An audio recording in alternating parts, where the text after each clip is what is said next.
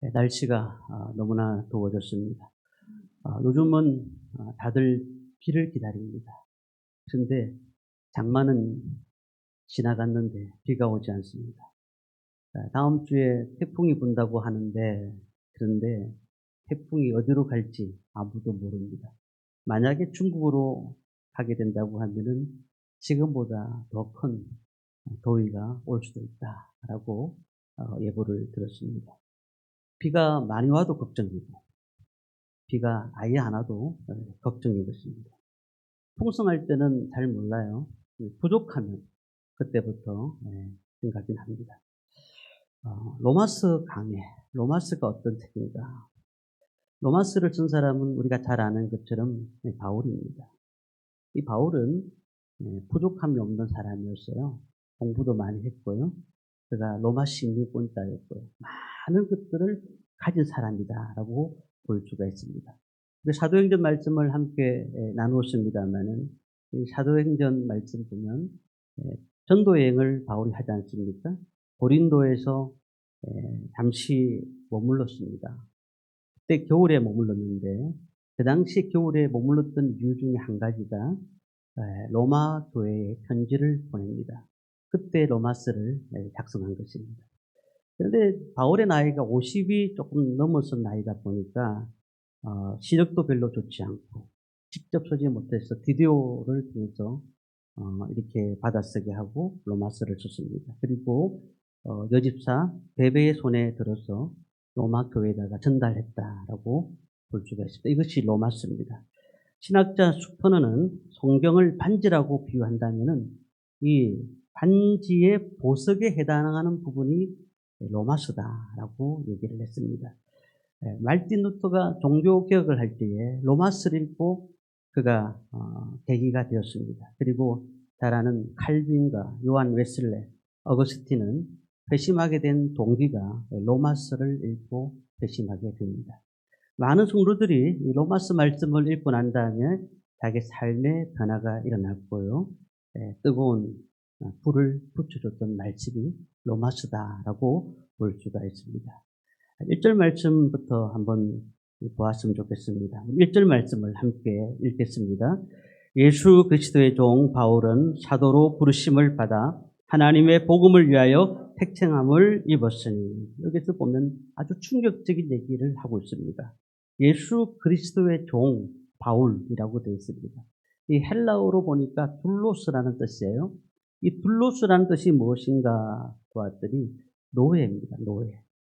지금 우리가 뭐 노예 제도가 없고 노예가 없으니까 그 천한 신분이 어느 정도 천한지를 잘 실감이 나지 않습니다만은 이 학자들마다 의견은 다릅니다만 로마 시대의 그 당시의 인구가 100만 명이었다고 하면 20%가 노예였다. 어떤 학자들은 50%까지도 노예였다라고 말하는 분도 있습니다. 그러니까 노예는 기계와 다를 바가 없는 겁니다. 노예하고 당나귀는 말을 하느냐 말을 못하느냐 그 다를 뿐이지 거의 같다라고 얘기를 했습니다. 당시에 노예 시장에 가보면은 많은 노예들이 전시되어 있고요. 그 전시된 노예를 가지고 상인과 흥정을 해서 그 노예를 자기 집에 데리고 갔다는 겁니다. 이미 뚫려 있는 기에다가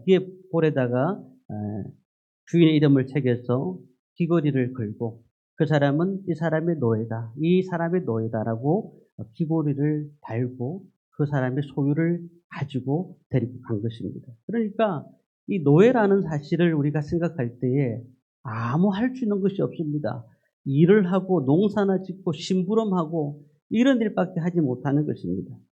이 바울이 한 번도 대면한 적이 없는 로마 성도들에게 자신을 소개하면서 자신은 예수 그리스도의 종이다라고 얘기한 것을 우리는 알아야 됩니다.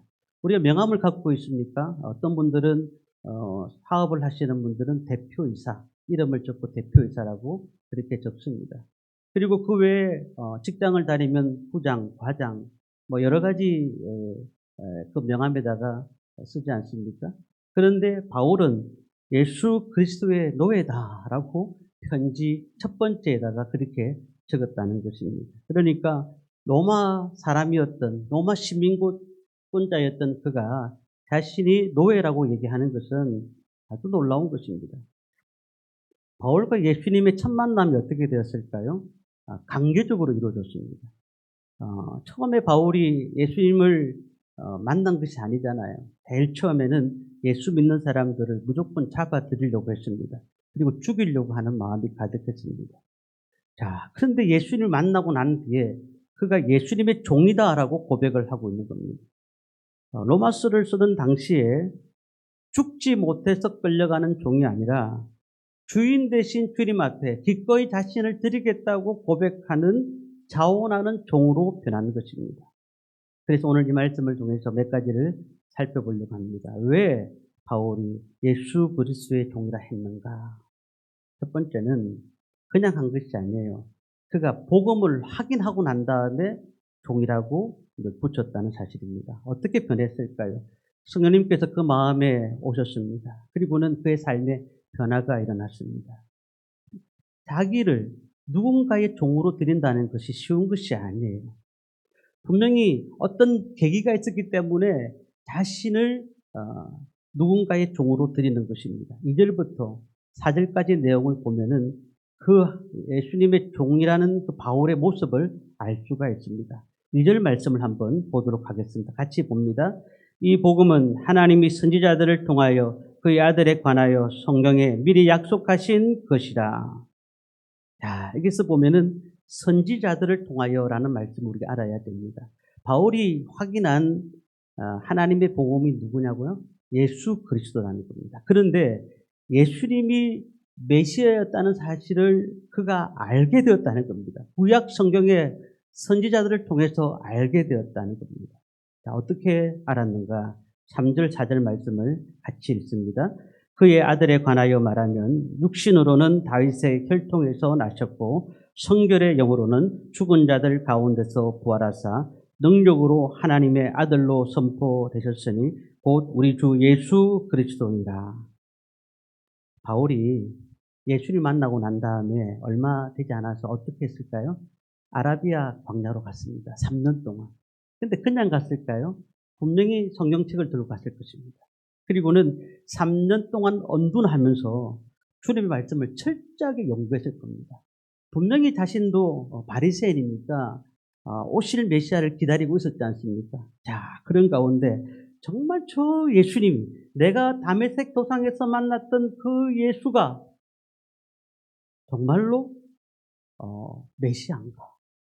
그 문제를 해결하기 위해서 구약 성경만 있었던 그 시대에 계속해서 연구하기 시작하는 겁니다. 주의 말씀을 철저하게 검토하고 연구하는 겁니다. 그런데 연구할수록 은혜가 넘치는 겁니다. 구약 성경에서 말했던 하나님이 약속하셨던 그 메시아가 지금 자신이 다메섹 도상에서 만났던 예수 그리스도라는 사실을 알게 된 겁니다. 이사야서 6장 1절 보니까 성령의 기름 부음 받은 종, 이사야서 53장에 보니까 고난의 종, 이런 내용들을 보면서 야, 그렇구나. 십자가에 죽으신 예수 그리스도가 우리가 기다리던 메시아가 맞구나 라는 생각을 가지게 된 것이죠. 그가 강제로 예수를 믿었습니다. 그냥 모태신앙도 아니에요. 그가 가다가 다메섹 도상에서 주님을 만난 거 아니겠습니까? 그래서 아라비아 광야로 3년 동안 가서 구약 성경의 선지자들이 뭐라고 말했는가를 그는 연구를 했습니다. 그랬더니 분명한 것은 내가 몰랐다는 거죠. 그분이 고난당하셨고 그분이 우리를 위해서 오셨다는 사실을 알게 되었다는 거예요. 틀림없이 그는 그 말씀을 읽고 난 다음에 눈물을 흘리면서 무릎을 꿇었을 것입니다. 주님, 제가 죄인입니다. 제가 분명히 주님을 알았더라면 그렇게 하지 않았을 텐데 내가 메시아를 몰랐고 예수 그리스도를 몰랐습니다. 라는 고백들이 그 가운데 얼마나 있었겠습니까? 진리를 발견하는 순간 그의 삶이 뜨거운 감격에 가득한 것입니다. 우리가 보석을 발견하는 순간 이게 보석이구나 우와 라고 하면서 그 보석을 켜는 순간 우리의 삶이 달라집니다. 산에 올라가서 천년 먹은 산삼을 칠 때 얼마나 놀랍겠습니까? 그러한 느낌으로서 이 바울은 자신이 지금까지 살아왔던 것은 잘못 살았다는 것에 대해서 확실히 깨달았다는 것입니다. 이 감격 때문에 자기를 기꺼이 종으로서 드릴 수가 있었다는 거예요. 그러니까 억지로 주님이 만나 주셨기 때문에 자신은 종으로 드린다라는 것이 아니었어요. 예수 그리스도의 종이라는 것은요, 자신이 어디를 가더라도 예수의 종이다. 예수의 종이다. 예수님의 종이 된다는 것은 무엇을 의미할까요? 험한 길을 갈 수가 있어요. 사도행전 9장 16절에 이렇게 말을 합니다. 그가 내 이름을 위하여 얼마나 고난을 받아야 할 것을 내가 그에게 보이리라 하시니. 얼마나 많은 매를 맞아야 되고, 얼마나 많은 감옥에 가서 갇혀야 되고, 얼마나 모욕과 멸시를 당해야 되는지 주님은 그에게 보여주셨습니다. 그럼에도 불구하고 바울은 자기를 주님께 드렸지 않습니까? 많은 사람들이 조롱하고 비웃었지만은 그는 기쁘게 발길을 옮겼다는 겁니다. 그러면서 뭐라고 합니까? 사도행전 20장 24절 보니 내가 달려갈 길과 주 예수께 받은 사명 곧 하나님의 은혜의 복음을 증언하는 일을 마치려 하면은 나의 생명조차 조금도 귀한 것으로 여기지 아니하노라. 그가 그런 고백을 했다는 거예요. 우리가 로마서를 읽으면 어떤 생각이 들을까요? 그냥 그 로마서에 있는 교리라는 생각만 가지고 있습니다. 그러나 이 바울이 예수 그리스도의 종이라고 앞에 먼저 적었던 것은 그 마음에 뜨거운 하나님을 만난 예수 그리스도를 만났던 그 마음들을 느낄 수가 있는 것입니다. 주여 사단의 왕관을 벗었나이다라는 책을 적었던 사람 아십니까? 김혜경 씨. 지금은 목사 안수를 받았죠. 단군 교주였습니다. 1996년도에 목사 안수를 받았고요. 93년도에 단군교를 해산시킵니다. 그가 수많은 기독교인들을 이 땅에서 썰어버리고 그리고 성경을 불태우고 마귀의 힘을 이용해서 기독교를 믿는 대통령이 당선되지 못하도록 얼마나 많은 노력을 했습니까? 교회를 보기만 봐도 불이 올라온다고 그렇게 말을 했어요. 그런데 하나님께서 그를 찾아가셨어요. 찾아가셔서 교회에 나오지 않으면 견디지 못하게 하신 겁니다. 우리가 한번 보십시오. 예수 믿고 변한 사람들이 얼마나 많습니까? 바울의 얘기가 우리하고 무슨 상관이 있겠습니까? 아니, 바울처럼 선교사님들이나 목회자들이나 예수의 종이 되는 사람들만이 해당되는 말씀이 아닌가라고 생각할 수도 있습니다. 우리같이 평신도 같은 사람이 이런 말씀이 우리한테 해당되는 것인가? 그는 철저한 인간적인 생각입니다. 바울, 사도 모두 다 그들이 예수 그리스도를 믿고 난 다음에 하나님의 종이 되었는데요. 이것도 우리의 삶도 똑같은 현상이라는 겁니다. 우리도 바울처럼 억지로 예수를 믿지 않았습니까? 모태신앙이면은 그냥 태어나다 보니까 그리스도인으로 태어난 것이에요. 그런데 어떤 분들은 성인이 되어서 이제 교회를 다니게 되고 신앙생활을 하신 분도 있습니다. 누구의 권유에 의해서 처음에 교회 갈 때 조금 좋았다가 가면 갈수록 교회 가기 싫어져요. 그냥 억지로 가는 거예요, 억지로. 그런데요, 억지로 믿고 난 다음에 그 다음 단계에 들어가지 않으면 교회를 다 떠납니다. 어떤 단계에 들어가야 되느냐? 바울처럼요. 예수 그리스도가 나의 하나님이라는 사실을 인정하는 단계에 들어가야지만 그 사람이 성도가 되는 거예요. 우리는 다 억지로 끌려와가지고 예배를 드리고 억지로 끌려와서 하나님 앞에 나온 사람들이 너무 많아요. 전도 축제를 하게 되면은 교회들마다 수백 명의 사람들이 막 몰려듭니다. 수천 명의 사람들이 큰 교회는 몰려들잖아요. 그 사람들이 몰려들어서 다 교인입니까? 아니잖아요. 그들 가운데에 10%, 아니 5%, 1%도 어떻게 보면은 그분들 가운데 예수를 안 믿는 사람들, 예수를 믿는 사람들이 적다는 사실이에요. 근데 우리가 철저하게 확인해야 되는 것은 우리가 예수 그리스도를 나의 하나님이라고 구주라고 영접하는 그 삶이 뒤따라야지만이 그분이 예수를 믿는 사람이고 복음의 하나님의 종이 되는 예수 그리스도의 종이 되는 사람이라는 겁니다. 7절에 보면은 로마에서 하나님의 사랑하심을 받고라고 고백을 하고 있어요. 우리가 하나님의 사랑을 받았다는 것을 인정하십니까? 그렇다고 하면은 우리가 가는 길이 어떤 길일까요? 예수 그리스도의 종으로 삶을 살고 있습니까? 우리의 복음을 확인해 보십시오. 내가 정말 예수를 믿었던 것이 어떻게 지금 교회를 다니고 있는지, 내 삶을 어떻게 드리고 있는지를 확인해 볼 필요가 있다는 것입니다. 두 번째는 바울이 왜 예수 그리스도의 종이라고 했을까요? 자신이 예수님의 것이기 때문에 그렇습니다. 우리 6절 말씀을 함께 읽겠습니다. 같이 읽습니다. 너희도 그들 중에서 예수 그리스도의 것으로 부르심을 받은 자니라. 여기 보면은 너희도라고 했습니다. 지금 너희도라는 것은 바울이 수신자가 누구죠? 로마 성도들 아닙니까? 너희들도 예수 그리스도의 것이다. 나와 똑같이 예수님께서 우리를 불러주셨다는 것을 인정하라는 겁니다. 우리가 그렇기 때문에 예수 그리스도의 것이라는 것이에요. 노예가 되었다는 것이 무엇이라고 말씀하셨습니까? 자신은 없어지고 주인 대신 예수님을 주인으로 사용하고 자신은 종으로 남게 된 것을 얘기하는 것입니다. 선교사도 아니고 목회자도 아닌데 로마 교회 성도들도 성도들이란 말이에요. 그런데 그들 역시 그리스도의 노예라고 서슴없이 분명히 말해야 된다는 것을 얘기하는 것입니다. 우리는 예수를 믿는다는 것은 얘기를 하지만 그리스도의 종이라는 말에는 많은 사람들이 얘기하지 않는 사람들이 많습니다. 왜? 나는 그분의 소유가 아니기 때문이다 라고 생각할 수가 있습니다. 그러나 분명한 것은 우리는 그분의 소유입니다. 적어도 세 가지를 부인할 수가 없어요. 누가복음 9장 23절의 말씀 보면은 또 무리에게 이르시되 아무든지 나를 따라오려거든 자기를 부인하고 날마다 제 십자가를 지고 나를 따를 것이니라. 첫 번째는 나는 내가 주인이 아니다. 나의 생의 주인도 내가 아니다. 라는 것을 고백하라는 겁니다. 우리가 내 주인의식을 송두리째 완전히 포기하라는 것입니다. 두 번째는 내 것은 아무것도 없다.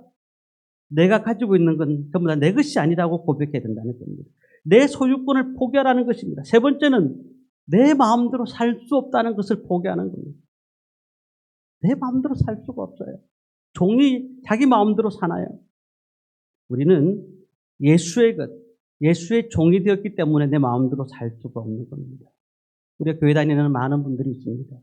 상당수가 자신을 예수님의 종으로 인정하지 못하고 있다는 것을 우리는 알 수가 있습니다. 옥하는 목사님이 글을 하나 적었습니다. 그런데 그게 어느 목사님이 얘기했던 내용을 글로 적었어요. 1980년도 정도 됩니다. 한국 교회에 부흥이 일어나는 시기입니다. 서울에는 25%가 기독교인 시절이었습니다. 목사님이 길을 가다가 대문에 교회가 붙어 있는 것을 보고 배를 눌렀습니다. 그랬더니 젊은 세대가 나옵니다. 인사를 합니다. 안녕하세요. 누구시죠? 예, 목사님 인사했습니다. 혹시 교회가 붙어 있는데 이 댁에 주님이 계신가요? 라고 물었다고 합니다. 처음에는 이 부인이 무슨 말을 하는지 몰라서 한참 생각하다가 예, 저 교회 다니고 있습니다. 라고 말을 했습니다. 목사님 말씀하셨습니다. 자매님은 교회를 다니시지만 주님이 이 집에 계신가요? 라고 재차 묻습니다. 좀 화가 난 부인은 입을 꾹 다문 채 문을 닫고 들어가 버렸습니다. 나중에 알고 보니까 이 집에 부부가 다 집사님이시고 그리고 찬양대원으로 봉사하고 있었다는 겁니다. 물론 요즘 시대에는 이렇게 질문하는 사람은 이단일 가능성이 높은데요. 그 당시에 그 목사님의 질문에는 큰 의미가 있었던 것입니다. 그 가정에 교회를 붙이고 있었지만은 그 가정의 주인으로 예수님을 모시고 있느냐를 물어본 것입니다. 우리가 예수님을 주인으로 모시고 계십니까? 나는 종이라고 생각하십니까? 교회를 그냥 다니는 사람이 아닌가 한번 우리 스스로에게 물어보시길 바랍니다. 고린도전서 6장 19절 20절 보니까 이렇게 말씀합니다. 너희는 너희 자신의 것이 아니라 값으로 산 것이 되었으니 그런즉 너희 몸으로 하나님께 영광을 돌리라. 로마서 17장 7절 8절 보니까 우리 중에 누구든지 자기를 위하여 사는 자가 없고 자기를 위하여 죽는 자가 없도다.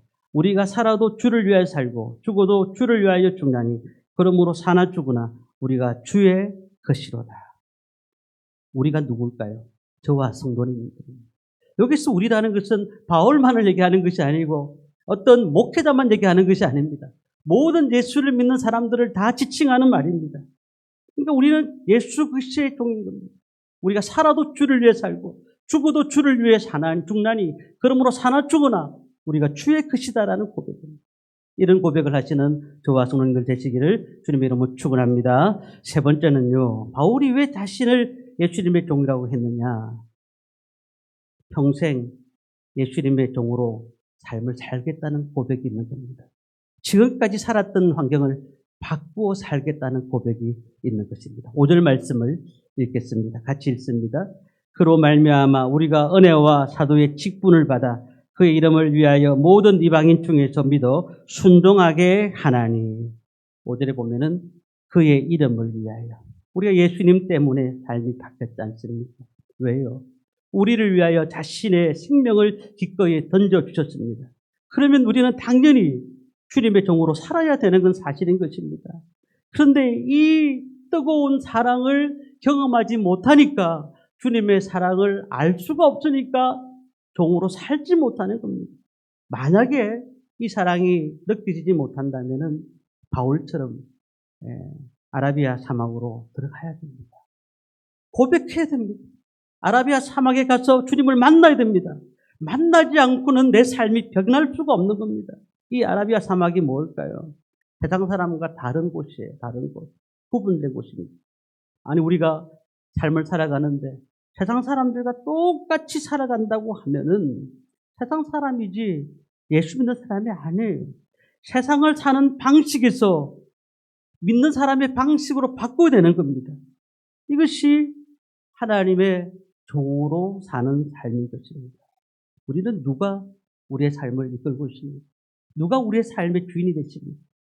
우리가 그런 주인의 의식을 가지고 내가 주인이라고 하면은 내 나름대로 다 할 겁니다. 그리고 남은 시간에, 남은 것에 주를 위해서 헌신할 것입니다. 그러나 정말 우리는 주님의 종이라는 사실을 안다고 하면은 먼저 그의 나라와 그 일을 구할 것입니다. 그 자체가 다른 것입니다. 어느 목사님이 북한을 방문할 때였습니다. 방북 기간에 고위 관료가 목사님이 수행원 역할을 했는데 장시간 함께 지내다 보니까 친근해져서 농담도 주고받는 사이가 되었습니다. 한 번은 관료가 이런 얘기를 했습니다. 당신의 목사님들 평양의 봉수교회에 와서 예배드리는 걸 자주 보는데 당신들도 별거 없대요. 우리보다 나은 것 없어요. 기독교 믿음이 그런 거예요? 라고 얘기를 했답니다. 목사님 왜 그러냐고 그랬더니 하나님 앞에 왔으면은 봉수교회라도 예배를 잘 드려야지.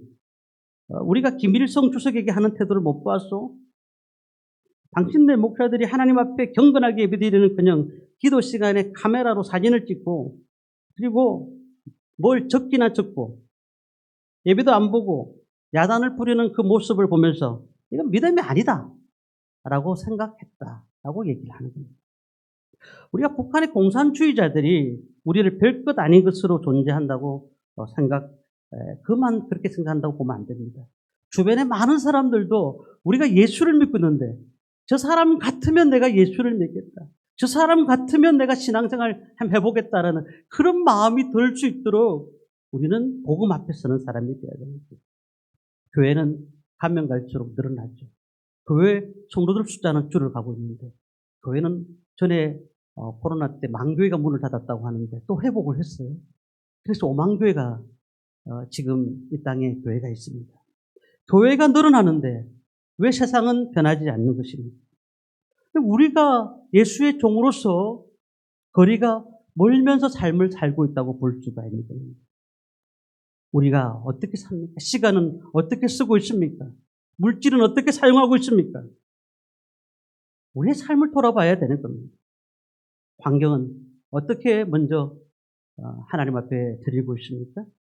우리가 예수님의 종이라고 부를 자격이 되느냐는 것입니다. 예수를 믿는 예수 그리스도의 종이라고 하면은 믿는 학생들이 어떻게 살아야 될까요? 학창 시절을 어정부영 보낼 수가 있겠습니까? 주님이 원하시는 대로 최선을 다해서 공부하고 눈물로 씨를 뿌려야 되는 겁니다. 예수님의 종이라고 하는 성도님들은 정직하게 살아야 되고 지금 사는 것에 만족할 줄 알아야 되고 하나님 보시기에 아름다운 삶을 살아야 됩니다. 그러니까 우리가 일터를 가면서도 일터와 예배당은 다르게 생각하는 거예요. 예배당은 거룩하게 생각하는데 일터는 그렇게 거룩하게 생각하지 않습니다. 사업을 하더라도 주님의 일을 알고 하는 것입니다. 그곳에 하나님이 함께 하실 것을 믿고, 그래서 우리가 사업을 시작할 때 먼저 뭐부터 합니까? 예배부터 드립니다. 이번 주, 다음 주 계속 휴가 기간입니다. 그 다음 주까지 휴가잖아요. 우리가 심을 치더라도 그래요. 그리스도인으로서, 예수님의 종으로서 자신의 신분을 정확하게 드러내야 되는 겁니다. 그리고 휴가를 보내야 됩니다. 쉴 때도 하나님의 계심을 확실히 믿고, 그렇게 소금이 맛을 잃어버리면 발에 밟힐 뿐인 것입니다. 이런 책이 있잖아요. 홀로 있을 때 나는 누구입니까? 홀로 있을 때 나는 누구입니까? 안 믿는 사람과 다른 점이 분명히 있다는 사실을 기억하십시오. 우리는 내 마음대로 결정하는 것이 아니라 주님의 뜻대로 결정하는 것입니다. 그 뜻대로 결정함을 입은 대로 우리는 사는 것입니다. 이것이 그리스도인의 삶이고 세상 사람들과 구별된 예수 그리스도의 종이 되는 줄 믿습니다. 마지막으로 그리스도의 종은 우리의 삶으로 쓰임 받아야 됩니다. 6절 말씀을 다시 한번 읽겠습니다. 같이 읽습니다. 너희도 그들 중에서 예수 그리스도의 것으로 부르심을 받은 자니라. 너희도라고 되어 있습니다. 너희도 그들 중에서 예수 그리스도의 것으로 부르심을 받은 자니라. 바울만 받은 것이 아닙니다. 오늘 이 자리에서도 우리가 지금 있는 곳에서도 쓰임 받으셔야 됩니다. 율법에 의하면은 이스라엘에게 스스로 자원해서 종이 되는 자들에게 주인이 귀에다가 구멍을 뚫고 그 새겨진 귀걸이를 걸어 주었습니다. 우리 역시 예수 그리스도라는 이름이 새겨진 귀걸이를 걸어야 됩니다. 그러면은 우리가 걸어가도 예수 믿는 사람의 냄새가 나야 되고, 걸어가도 어디를 가더라도 주님의 향기가 나타나는 것입니다. 세상 사람들이 그런 얘기를 하더라고요. 목사 되면은 뭐가 재미있냐고. 술도 안 마시고 담배도 안 피우는데 무슨 재미로 사느냐고. 그렇게 생각하는 사람들이 꽤 많아요. 그런데 실상은 전방대입니다. 주님의 종으로 살아간다는 것은 얼마나 마음이 평안한지, 얼마나 감사한지 몰라요. 내 것이 아무것도 없으니까 얼마나 자유로운지 몰라요. 뭐 가진 게 있어야지 뭔가 되죠. 아무것도 없습니다. 주님의 뜻대로 하시옵소서. 우리의 삶에 그런 삶을 들을 때 주님의 종으로 살아가는 것입니다. 전 세계에도 지도자를 잘못 만나가지고 비참해지는 나라들을 봅니다. 우리의 지도자가 누굽니까? 우리의 주인이 누굽니까? 예수 그리스도 아닙니까? 그렇다고 하면은 우리 자신을 주인으로 모시면 안 되는 거예요. 주님을 주인으로 모시고 예수 그리스도를 가장 큰 미래자고 지도자고 가장 안심하고 우리 인생을 맡길 수 있는 주인이라고 생각하고 그분께 우리는 맡겨야 된다는 사실입니다. 우리를 위해서 죽으시고 다시 사시고 죄와 사망의 권세를 이기시고 모든 인류에게 구원을 주셨던 그 놀라우신 예수 그리스도의 복음을 우리가 들었다고 하면은 이제 우리 삶에 자유함이 있어야 된다는 것입니다. 내가 종이 되는 것입니다. 우리 꿈이 있는 교회가 무엇을 원합니까? 구름대같이 사람들이 몰려들어가지고 이곳에 가득 차는 것? 예, 그것도 중요합니다만 그것보다 더 중요한 것이 있습니다. 주님, 나는 주님의 종입니다. 주님 기뻐하시는 삶을 살기를 원합니다. 고백하는 사람들이 몰려들어야 됩니다. 나는 주님의 종입니다. 주님 삶을 통해서 기뻐하시는 삶을 살겠습니다. 그런 고백. 오늘 우리가 이 말씀을 한번 읽고 마쳐야 되는데 예수 그리스도의 종 바울, 여기서 우리의 이름을 넣으면은 예수 그리스도의 종 김 목사, 우리 성도님들의 이름을 넣으시면 되겠습니다. 얼마나 영광스러운 일인지 모릅니다. 세상 사람들과 비슷하게 사는 것이 아니라 철저하게 구별된 사람으로 살아야 된다는 것입니다. 말씀을 정리합니다. 우리 7절 말씀을 마지막으로 읽고 마치려고 합니다. 같이 읽습니다. 로마에서 하나님의 사랑하심을 받고 성도로 부르심을 받은 모든 자에게 하나님 우리 아버지와 주 예수 그리스도로부터 은혜와 평강이 있기를 원하노라. 여기서 보면은 뭐라고 되어 있었죠? 하나님 우리 아버지와 주 예수 그리스도. 하나님 우리 아버지 되시는 것이 얼마나 감사합니다. 그리고 예수 그리스도가 우리의 주인 되신다는 것이 얼마나 감사합니까? 이 확신을 가지고 안전 보장을 가지고 사는 거예요. 얼마나 은혜가 되는지 모릅니다. 로마서의 말씀을 나눌 때에 이러한 간격이 저와 성도님들에게 있기를 간절히 소망합니다. 주님이 어떤 분인가? 오늘 이 로마서 말씀을 계속해서 나눌 텐데 이 놀라운 변화가 우리 삶 가운데도 나타나고 변화가 되어서 우리의 삶에 은혜가 넘치기를 주님의 이름으로 축원합니다.